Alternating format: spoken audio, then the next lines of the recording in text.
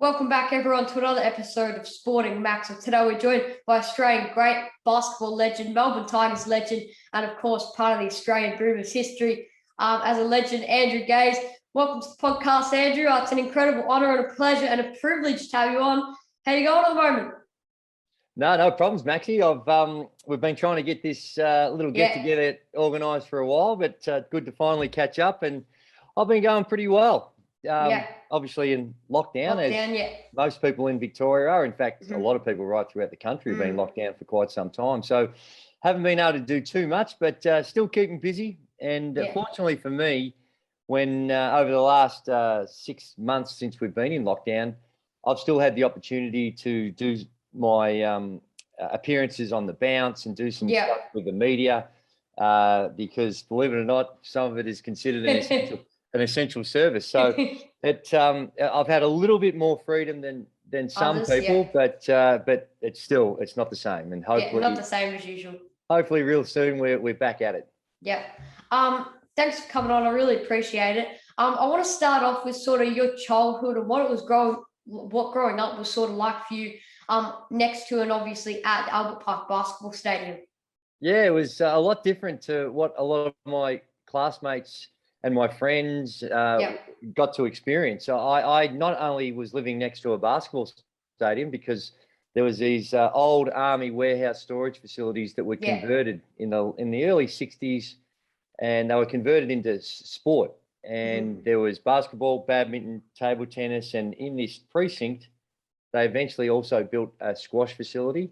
And there was the Harry Trott football oval right at the back and the Albert Park golf course. And basketball, what they did is when they were doing the conversion is they built a manager's residence, which was right next to and attached to the basketball complex. And my dad was the general manager of, back then it was called the Victorian Amateur Basketball Association, the VABA. And I got to live in that until I was about 13. So from the time I was born till I was about 13, I had not only a 9-court basketball stadium as my backyard, but I also got to experience all those other sports around me. So it was, I didn't have your typical next door neighbours or some of the things that normally go along with a normal neighbourhood, but it was still just this hive of activity, people coming and going. Nights were very busy because that's when most of the stadiums were fully occupied. And so I had thousands of neighbours in the evening and not too much during the day. But what it did enable me to do, of course, is to be on a basketball court and practice whenever I liked. So what's that like to be able to practice whenever you sort of wish to? I'm next to a basketball stadium, and I think didn't you work at the stadium? I think I might have heard you were mopping the floors for some time. Oh, yeah. Well, because my dad was the manager, whenever someone was away or whenever they needed some help with emergencies, whenever the joint got flooded, it was all hands on deck and had to do a lot of things as far as the maintenance and helping out wherever I could, even when I was really young. So that was just part and parcel of growing up. And I knew nothing different because, like I said, I was born there. So I didn't know what life was like without that type of environment. Responsibility. But a lot of the practice that I would do wasn't necessarily formal practice. It was coming home from school and there'd be a ball lying around, you're getting up some shots. But every single day I had a basketball in my hand because of where I lived. And yes, there was a lot of team training, and with my dad being at the time a player in the Australian team and then subsequently going on to be a coach, I also had someone that was always available to help me with my technique and my practice routines, and that also was really beneficial. So it was a combination of all those things, but primarily just the environment and the location I was living that enabled me to develop my skills. And compared to a lot of other people, I had a profound advantage over them because of those advantages. Now, I understand you attended Victoria University while sort of still pursuing your basketball career. Can you expand on this? Well, I did. I when I was growing up, unlike it is today, I never ever thought that one day you could make a living that out of playing basketball that it would be a profession, because the sport wasn't as popular back then. And until Michael Jordan and Luke Longley and Dennis Rodman. Well, a little bit before that, there was always professional leagues throughout the world, but here in Australia, it was hadn't taken off yet. Yeah, it wasn't quite at the same level where we thought that there'd be a chance to make a living out of it. So when I was growing up, my parents were really encouraging and supportive of getting an education. And it wasn't until I finished high school that the sport started to make some inroads into becoming more professional. And but I still had this goal of getting an education. So I went to, it's now called Victoria University, but back when I started, it was called Footscray Institute of Technology, FIT. And I started a physical education degree because I felt like I wanted to do something involved in sport. I wasn't necessarily highly motivated to be a teacher as such, but always thought that getting an education in sport and not progress onto other things. And those types of things. So I did that, and it's a 3-year course. And because when I first started, it was when I was emerging with the Australian team. So I had, in the time that from the time that I started till when I finished, I attended 3 Olympic Games. Wow! So it was a difficult phase for me because of missing a bit of school and concentrating so much on practice. And it's a 3-year degree. It took me 11 years to finish. So I started in 1985. Well, actually, I started out at Footscray in 84 because I went to the TAFE school first, Footscray College of TAFE, and then went to FIT. So I started in around 84, and I never actually graduated until 1996, I think it was, 95. So it was, it was a long process, but I eventually got there. I got the plaque on the wall to show that I've graduated, and it was a lot of fun. You mentioned the Olympics throughout your sort of 11-year stint at university. I believe your first Olympics was in 84 in Los Angeles. How did that Olympics sort of experience help you to prepare for NBL and NBA championships and matches? Well, I was already playing senior basketball. The NBL started in 1979, but back then there was 2 national competitions. There was the NBL, and there was it was called back then the Southeastern Conference, the SEC. And the Melbourne Tigers, my club team, we were playing in the SEC. And I started playing in that competition very, very early. So from the time I was about 15. So I'd already had a lot of senior basketball before I actually had my first NBL game in 1984. So a lot of people look at my games history and only count the NBL, but there was 3 seasons at least before that I was playing senior basketball in the Southeastern Conference. So I'd had a lot of experience, and in 84 was my first year in the NBL, and was fortunate enough to get selected to play for Australia at the Los Angeles Olympics. And it was the fulfillment of a boyhood dream. It was something that I was, everyone dreams about. Yeah, that I'd set myself a goal at a very early age for that to happen. And it was a unique experience. It's hard to really understand and appreciate not only just the basketball. The basketball is basketball. You play in the Olympics and you've got the basketball competition. And like I said, we'd played a number of international games. I'd played for Australia at the juniors. So I'd had that international competition. But the thing about the Olympics is more the other thing. You're living in the Olympic Village. You're surrounded by these other great athletes. You're in a city that's super hyped about the Olympic Games, and the eyes of the world is on it. So it's more those peripheral things that play on your mind than the actual basketball. So when you were coming into the Tigers, and I think it was 1984, how did you, obviously you mentioned you got selected to sort of be with the Tigers, but how did joining the Tigers come about? Well, I started with the Tigers when I was 5. The Melbourne Tigers as a club, well, and still is a club that you can start from the under-12s and go all the way through to senior ranks. It is a club.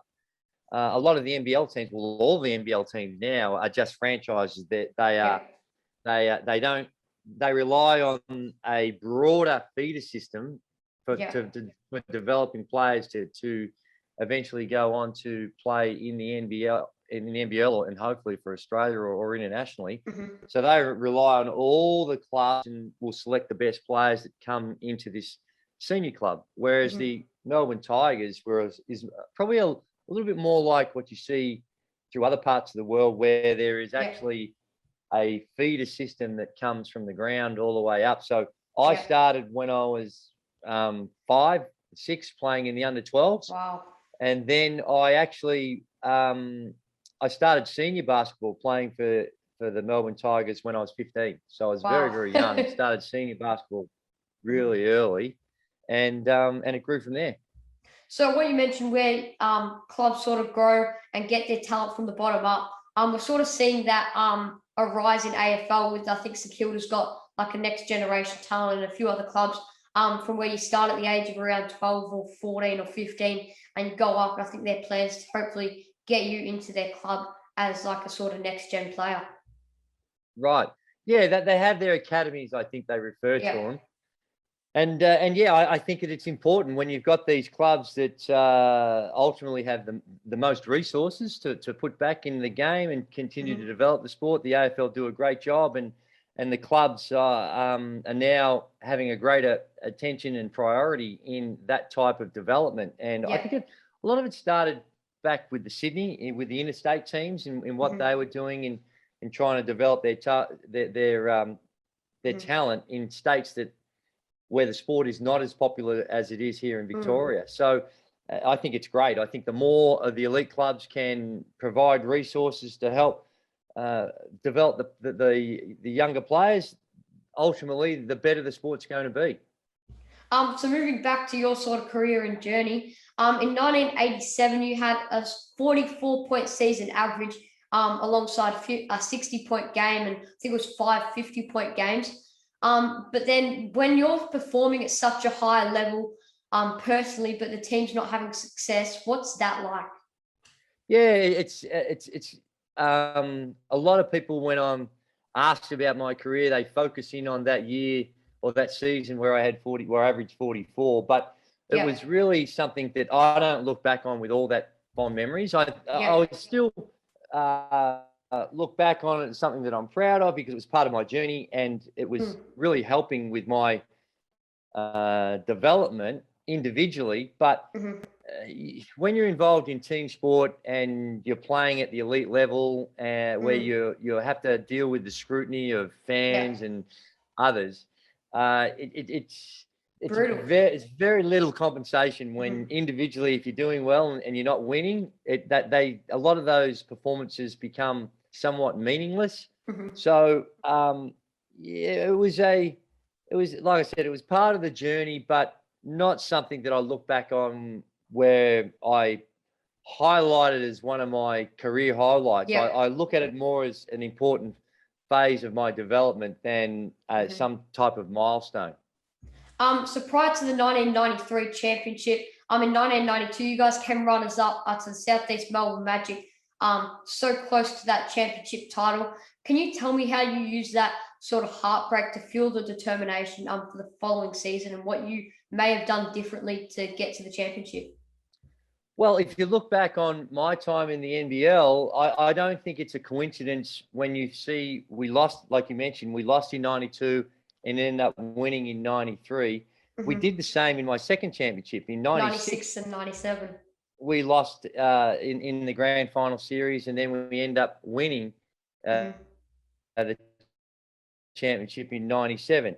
And I think that it's not a complete coincidence that was the case. Yes, we're a very, very talented team, but when you get so close, it does provide that motivation that you want to get back out there as quick as you possibly can and try and right the wrongs and fix it up. And you can only do that, of course, when you've got great talent, which we had. But as far as the psychology goes and the determination to come back in the preseason, to work that little bit harder and dedicate yourself, and with that knowledge of an experience of what it takes to get there and the challenges that you face, I think that it does provide a that extra level of motivation, as opposed to missing out and, being bundled out in the first round. You kind of feel like you're still a fair way away from the goal. But when you get that close and lose a best of 3 series and come up short, it does provide that little extra bit of motivation. So you mentioned like both of your championship experiences in the NBL, the years prior to it, like the first year prior to that championship, you've lost to the Magic. How do both of your championship experiences compare to one another? Well, they're different because the first time you have the experience, it's all new. It's although I'd won a championship in this, like I said, playing in that that other competition, which was called the Southeastern Conference. Yep. Back then, you get a taste of it, but this was different because the sport was emerging. It was a lot more popular, a lot more fans, a lot more scrutiny, and you're there and you're you're absorbing it all, taking it all in, and when you get to somewhere where the team had never been before in that league, it becomes that much more special. The second time around, it's just as hard, and you have a slightly different group. The difference between us, if you look at our team from 92 to 97, there was some subtle changes in our personnel, but it was pretty unique because we had a lot of the same players that were there throughout that entire journey.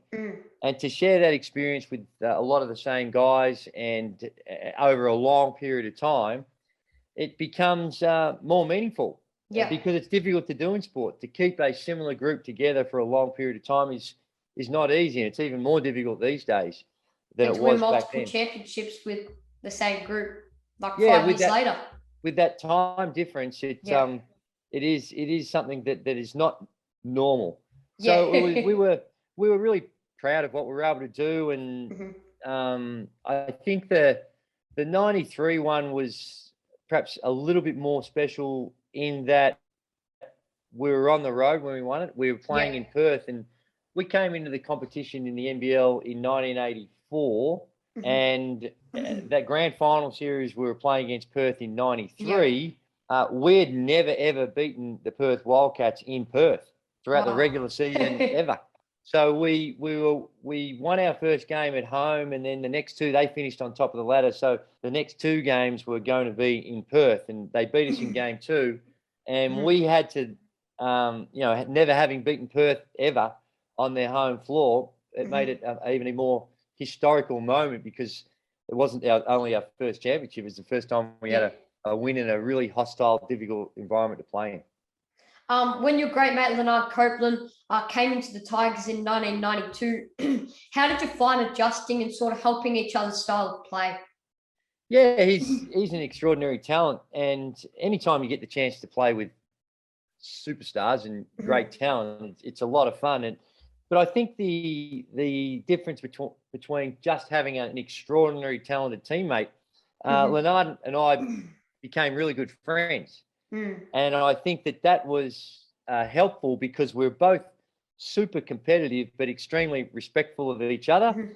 And we were able to share in each other's successes. So we both wanted the best for each other. And sometimes even in a team environment, there can be a few egos, and there can be a battle for your pecking order in the team. And that really was never the case because we were such good friends. So what's it like to play under your dad, and if not the NBL's greatest coach in history, Lindsay Gaze? Yeah, it was a lot of people naturally will ask that question, and I got a kick out of watching this year's NRL finals with the Clearys and what they were able to do in winning a title. It is different. I consider it a privilege. At the time, it really didn't. When I'm playing, and because I'd had those experiences from a very, very early age. Like I said, I started your dad playing helping your technique and things like that. Yeah, and also playing senior basketball was when he first started coaching me in a team environment when I was 15 or 16. So it was very much the norm. To me, it wasn't a big deal. And I think because of his coaching style and his personality, it made it really compatible. And it was one where there was always going to be the cries from others outside that perhaps you might be getting some preferential treatment.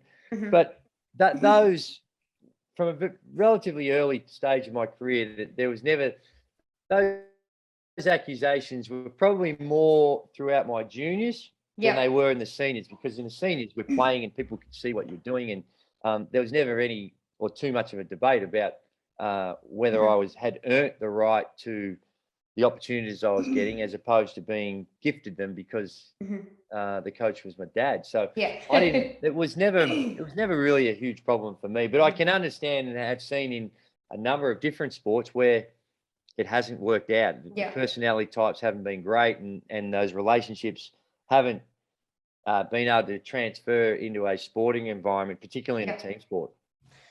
So if you go maybe a couple of years backwards, how did being recruited to Seton Hall University come about?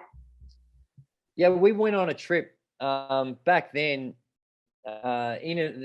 Before the college seasons, they used to have their pre-season, and part of that was inviting international teams to come and play practice games. And I'd been doing it right throughout the 80s, and my first trip over there was to play against college teams, would have been in 1984, and pretty much maybe not every year, but a lot of the years our club team or the national team would go over and play these exhibition games against college teams, which was part of their preseason. And my club team, the Melbourne Tigers, we did it in 1986. We went over and played against the Big East Conference. And the Big East Conference back then had 9 teams in it, and Seton Hall was one of those teams. And we played all the teams. We had 9 games. We played all the teams in that conference in the preseason. And after the game against Seton Hall, PJ Calissimo was the coach, and he invited me. I did quite well in that game. He invited me to stay and be a part of the team. He wanted me to go. He knew that I was a student at university, and he wanted me to come and be a part of their team. And I was really excited about the opportunity, but my goal was always to play for the Olympics. And I was part of the Australian team, and the Seoul Olympic Games was coming up. So I declined that offer, but they continued to recruit me. And the assistant coach in the team is a guy called John Carroll, and he was relentless, calling me up every week for a couple of years. Wow. And eventually, because of the Seoul Olympics, I went to the Seoul Olympic Games. They were held, I think, around August. And back then, our season, NBL seasons, was played in the winter time, not in the summer like it is now. And because the Olympics was coming up, the NBL started earlier. So in 1988, they started the season earlier. And then in 1989, it went back to its normal time, which is around April when it started. So it left this window of opportunity where I could go to Seton Hall and play there. So I was really, as I said before, at the start of the program, talking about my studies, I was struggling to get through school because of all the time missed. So I thought, well, the Olympics is finished. I'm not going to have any Australian team commitments. I can go to Seton Hall, get some semesters of study out the way that would be attributed to my course, and I'd get some more credit. So that's how it all came about, and it worked out. And fortunately, it was just the fate made it just an incredible experience, because we went through to the championship game and unfortunately lost to University of Michigan in overtime in the NCAA final. But it was still just a fantastic experience. That NCAA championship game against Michigan in overtime, 80-79 loss. How do you sort of view your time at college and just couldn't win that NCAA championship? Yeah, well, when I went there, we were tipped to finish 7th in the conference. Wow. So there's 300 college teams, and we play in the Big East Conference, and we weren't regarded to do anything. So it was I was going over thinking, well, this is just an opportunity to help the team out. They're not predicted to be any good.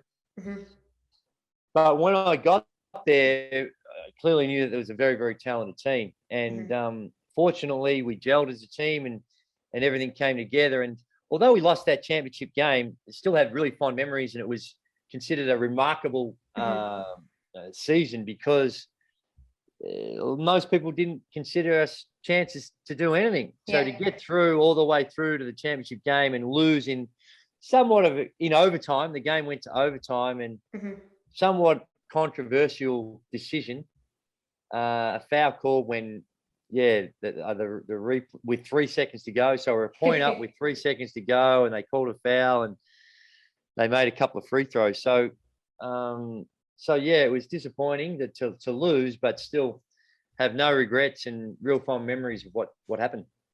So how did you find the difference and sort of readjusting between college basketball and the NBL? Well, for me, it was probably easier than most because I'd played a lot of senior basketball against grown men from a very early age.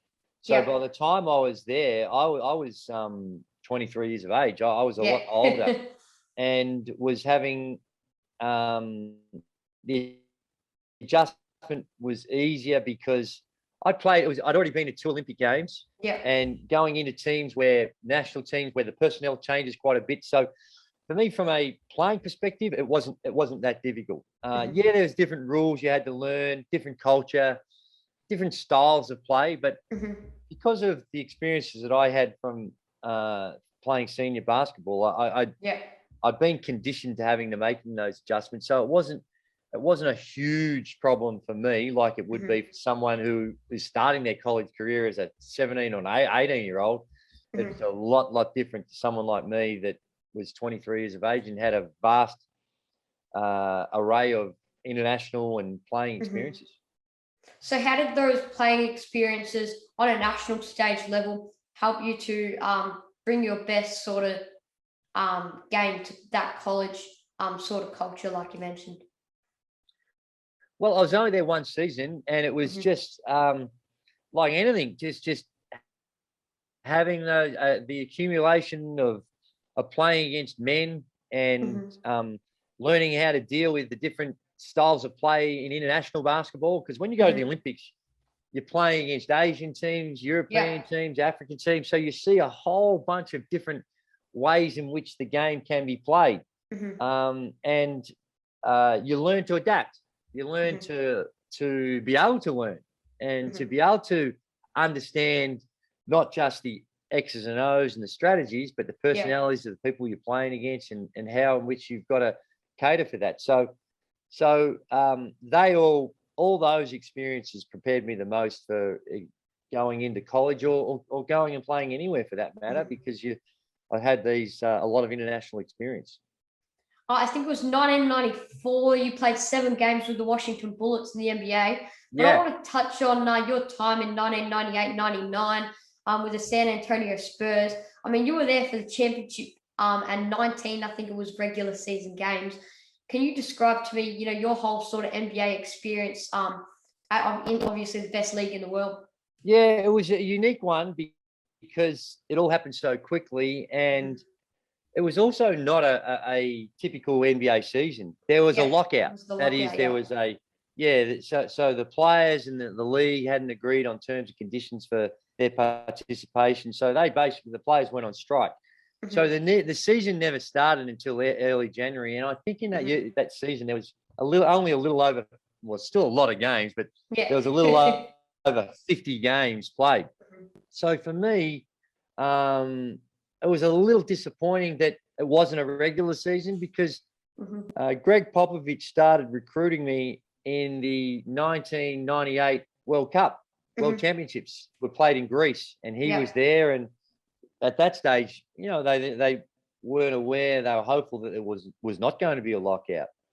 So we basically agreed that I was going to go over there and play for the San Antonio Spurs, and then the lockout came. So I continued to play with the Melbourne Tigers, but with the understanding that if the lockout finished, then I would get an opportunity. So I was really anxious because for 2 reasons. One was because I started that season with the Melbourne Tigers, we were having a great year.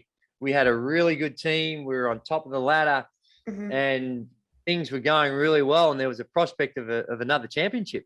Mm-hmm. So I was really excited about that prospect. And then the lockout finished, and I had to make, at the time, was an easy decision, but in hindsight, it was probably a little bit more difficult because, if I had stayed, who knows, might have another NBL championship. But decided to take up that opportunity, and I went over there, and I was always only going over there as an insurance policy.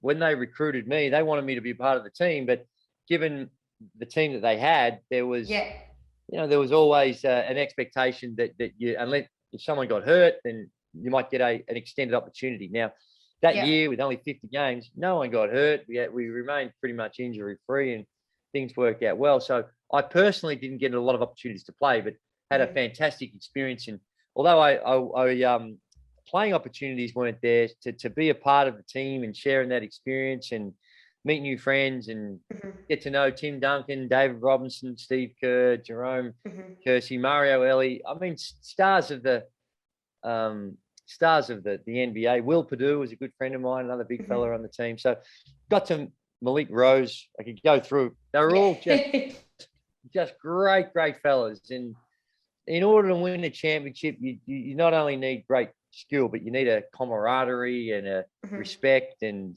a passion. And we're a veteran team, and I was able to be there and share in that championship experience. So what was that like for you to sort of sit there, I guess, courtside and see the Spurs win an NBA title? Yeah, it was good. It was like I said, I knew what I was getting into when I went there. I didn't.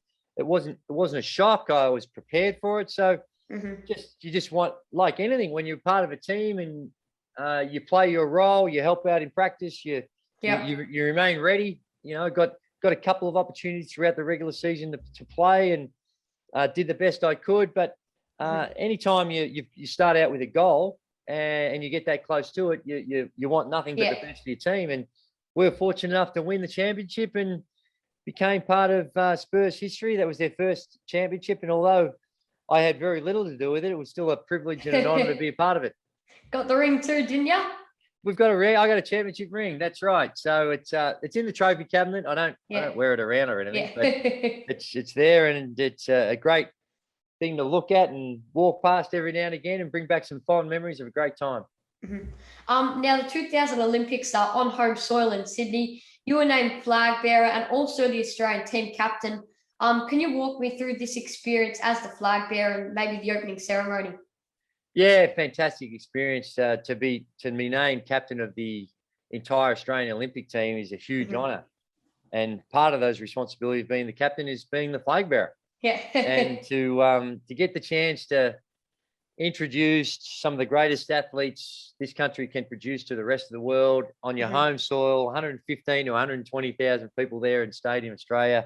Yeah, and step foot out waving the Australian flag, and to hear the noise and the joy and the excitement that it was bringing, and the huge sense of pride in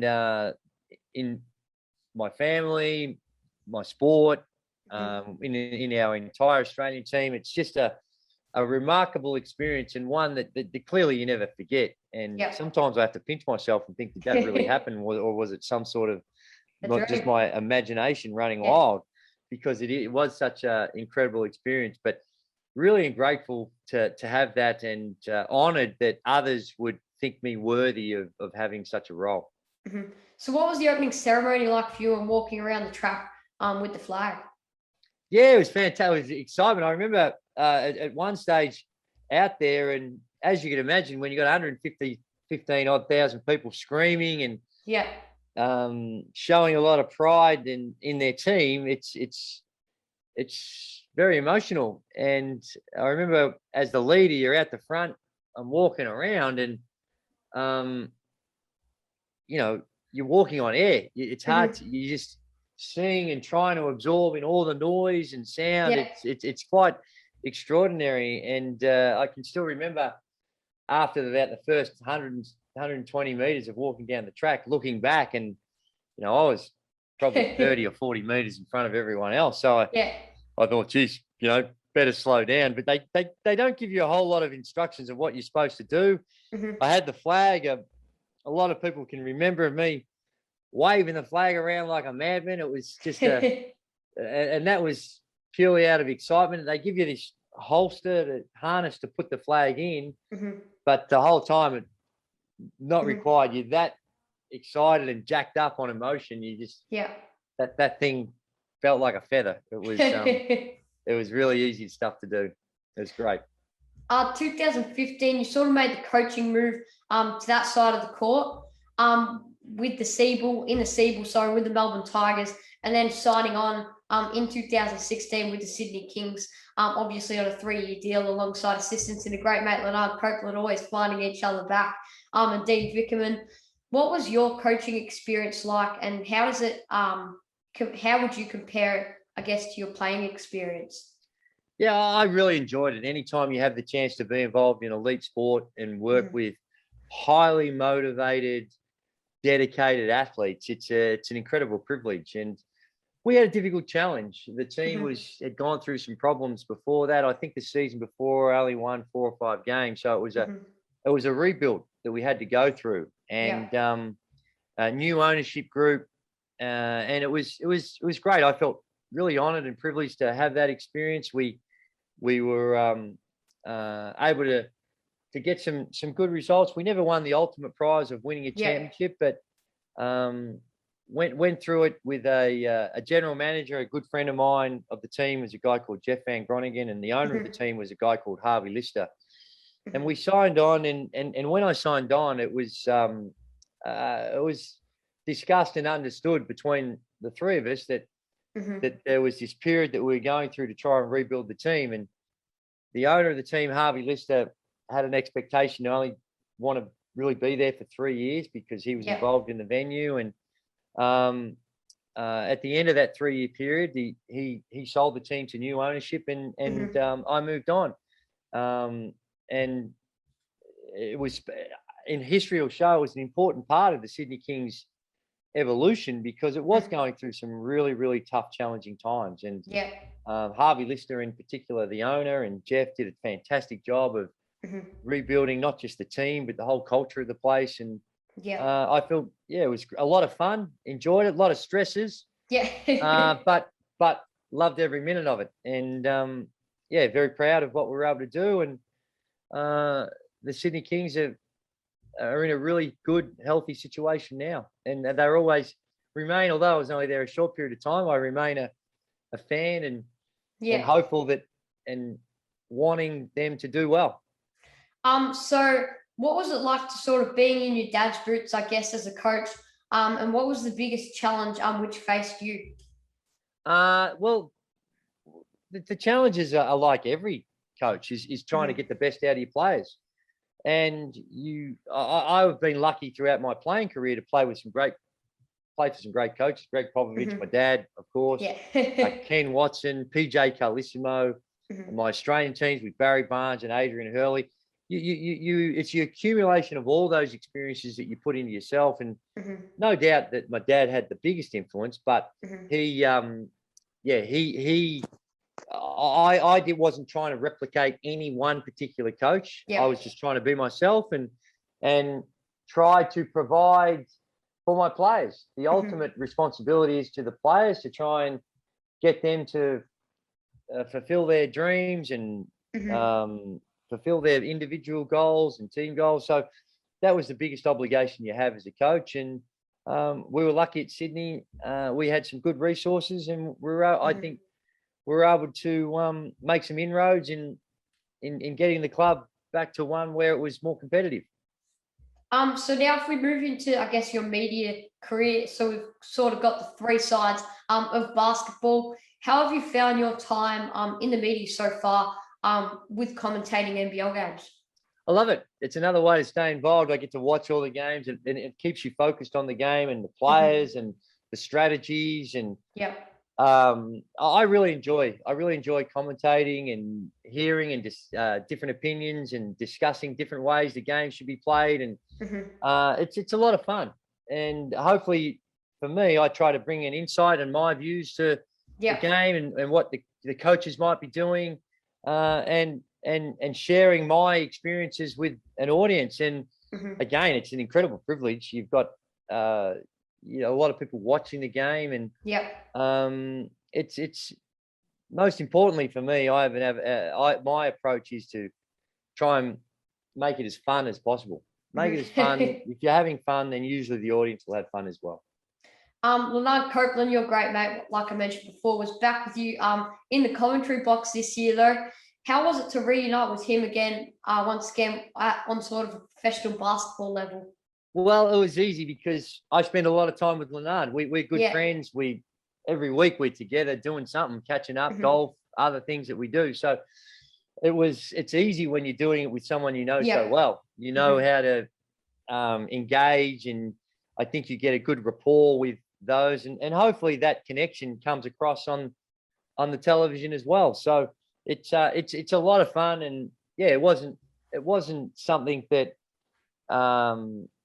that was stressful or anything, because we know each other so well, and it's sometimes a little harder when you don't know a lot about your the person you're working with, to get in there to build that rapport. But even during the Olympics, John Casey I've worked with for 20 odd years or maybe longer, and Andrew Bogut, when we were commentating on the Olympics, I got to know him really well because he played for me with the Sydney Kings. So it makes it easier when you're doing commentary with people that you're familiar with. You know their personality, you know how they see the game, and it's easier to bounce off, and hopefully that comes through in the broadcast.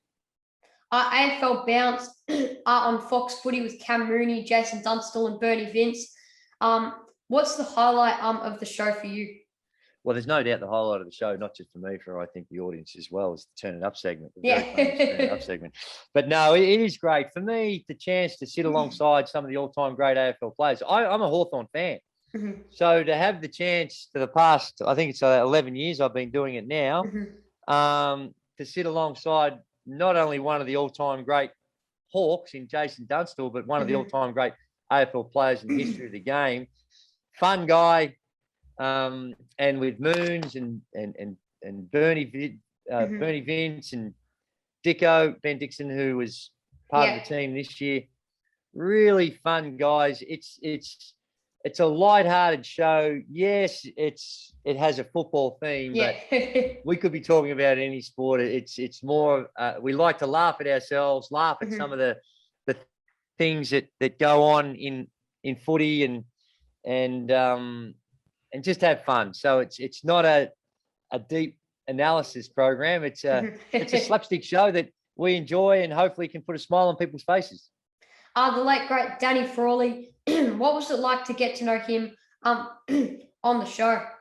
Yeah, unfortunately he passed away. Had a mental health illness, and no longer with us. But he was a great guy. I knew Danny before I even started on the footy on the bounce. But got to know him clearly a lot more, and his personality, just a fun-loving guy that loved to laugh, and he was great, and just a tremendous player as well. I think because of his success he had after his career in the media, and he was, loved to have a laugh at himself and have a bit of fun. I think people sometimes forget what such an incredible player he was. So he was a much valued team member of the Bounce and of the AFL community, and he's clearly sadly missed. Yeah. Now we've recently had Darren Lucas on the podcast, obviously former Southeast Melbourne Magic star.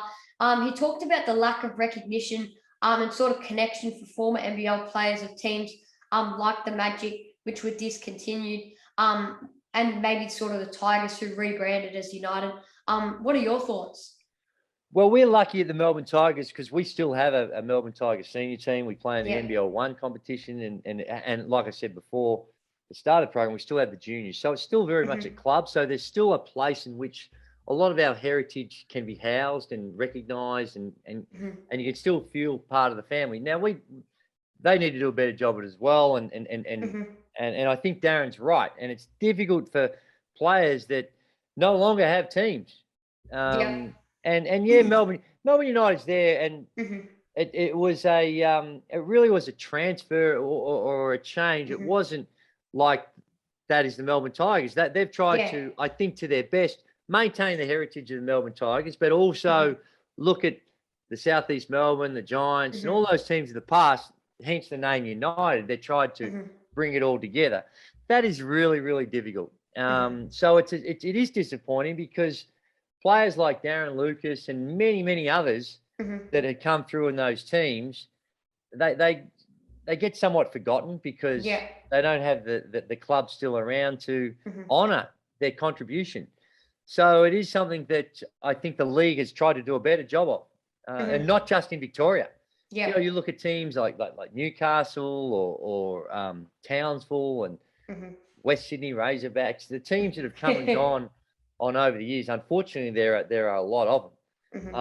And some incredible contributions by a whole bunch of players that sometimes gets missed because their clubs are no longer there. So the NBL is doing a better job of that. I think they recognise that there's been a lot of contributions that they try to honour. They're doing the best they can. So hopefully, as we move forward, they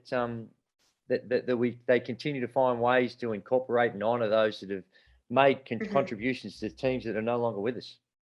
What would be your advice to any basketballers out there who want to become professional and be successful and play NBA and NBL like yourself? Yeah, just work hard. You got to love the game. If you don't have a passion or love for the game, it's always going to be difficult, no matter how skilled you are.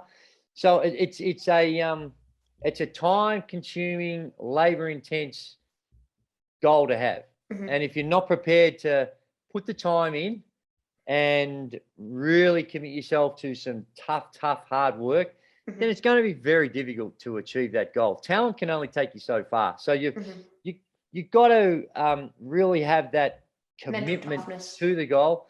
And I think that you got to love it. You got to embrace it. If you're not having fun with it, it's really difficult because of the requirements. So if you really love the game, you're prepared to put the work in, that's the starting point.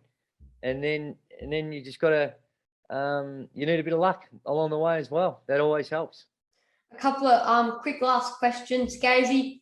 NBL championship winners for NBL 22.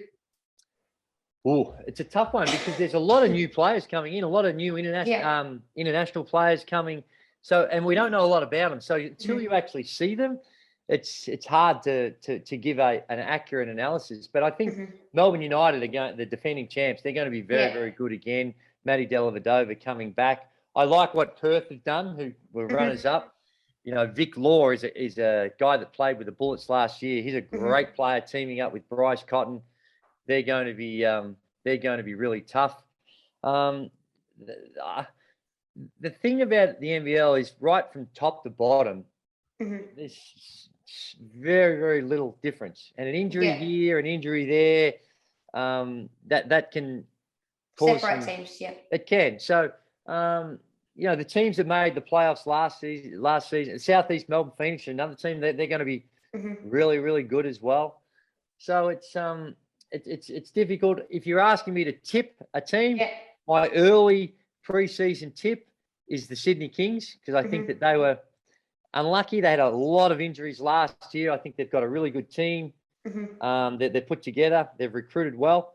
So I tip them, but with no great confidence. No great confidence that I tip them. All right. Thanks, Gazy, for coming on the podcast today, putting aside I think it was 50 minutes or so of your time to come on and have a chat. You're a good man. Good luck, Maxie. It's great, and all the very best. You're doing a great job, and good luck with what you want to do too. You're off to a good start. You're like how old are you, Max? 14. You're like the 14-year-old Warwick Giddy, this protege coming up in the media that's doing some great things. So well done and well researched too. So keep up the good work. I look forward to seeing it. Thanks, Andrew. Really appreciate it. We'll talk to you soon. Talk to you soon. Stay tuned, everyone, for Sporting Max.